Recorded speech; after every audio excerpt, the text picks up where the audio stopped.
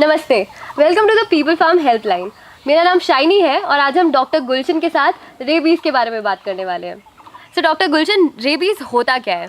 देखिए, रेबीज़ एक viral disease है जो कि ट्रांसमिट होती रहती है एनिमल्स में, और ये मेनली नर्वस सिस्टम को अफेक्ट करता है। तो ये फैलता कैसे है?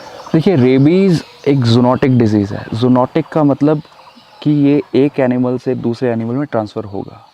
अब फैलने की बात आई, अब इसमें सबसे मेन पॉइंट ये है कि हमें ये पता होना चाहिए कि रेबीज़ किन किन एनिमल से फैलता है।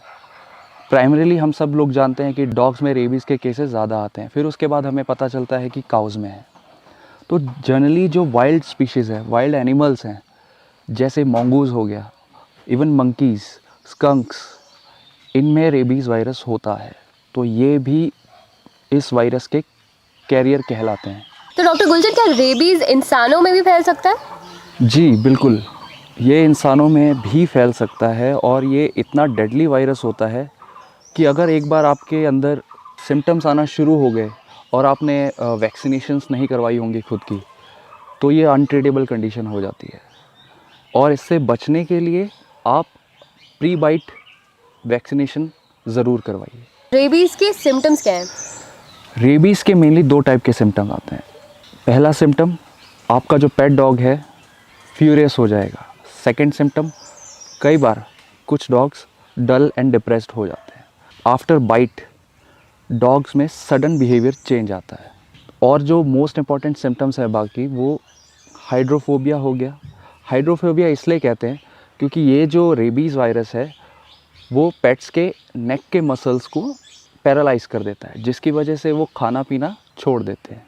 दूसरा मोस्ट इम्पॉर्टेंट सिम्टम है कि वो किसी शेडी प्लेस या ठंडी जगह पे बैठेंगे और किसी भी मूविंग ऑब्जेक्ट के पीछे वो भागेंगे, बाइट करने की कोशिश करेंगे। अगर मुझे कोई ऐसा जानवर दिखता है जिसमें रेबीज़ के सिम्टम्स दिख रहे हैं, तो ऐसे में मुझे क्या करना चाहिए? देखिए, अगर आपको ऐसा कोई जानवर मिलता है, आपको थोड़ा सा डिस्टेंस मेंटेन करना पड़ेगा, क्योंकि रेबीज़ का ख़तरा आपको भी है।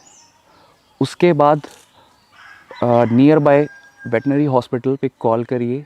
अगर आपको ज़रा सा भी सस्पेक्ट है, उनको इन्फॉर्म करिए, वो आके उस डॉग को वहाँ कैच कर लेंगे। उनके पास अपने safety procedures and safety methods होते हैं, उनको फॉलो करके वो इजीली रेबिड डॉग को पकड़ लेंगे। अगर मुझे किसी ऐसे जानवर ने काट लिया है जिसे शायद रेबीज़ हो, तो ऐसे सिचुएशन में मुझे क्या करना चाहिए? देखिए, इस सिचुएशन में सबसे पहली चीज़ है कि जो बाइट वुंड है उसको आपको क्लीन करना होगा। क्लीन आप मेनली कॉस्टिक सोप से करिए। फिर उसके बाद जो वो वुंड है उसको ओपन रखिएगा। जो ये रेबीज़ वायरस होता है वो एयर के कांटेक्ट में आते ही डेड हो जाता है। तो कई बार मुझसे लोग पूछते हैं कि हमारे डॉग ने हमें सिंपल स्क्रैच कर दिया है या किसी स्ट्रे डॉग ने सिंपल स्क्रैच कर दिया है, तो उनको रेबीज़ होने के चांसेस हैं या नहीं हैं। तो उसमें बड़े कम चांसेस होते हैं। अगर बाइट वुंड इतना ज़्यादा है कि वो आपके मसल्स में पेनिट्रेट कर गया है, उसका सलाइवा चला गया है, तो काफ़ी ज़्यादा चांसेस हैं कि आपको रेबीज़ का ख़तरा हो सकता है। फिर थर्ड पॉइंट ये है कि अपनी पोस्ट बाइट वैक्सीनेशन ज़रूर करवाइए। और हाँ, इसमें एक चीज़ मैं और ऐड करना चाहूँगा, जो भी लोग एनिमल फीडर्स हैं या एनिमल ट्रीटमेंट्स करते हैं या एनिमल के आसपास रहते हैं, तो वो अपनी प्री बाइट वैक्सीनेशन ज़रूर करवा के रखिए। Thank you doctor Gulshan for the information.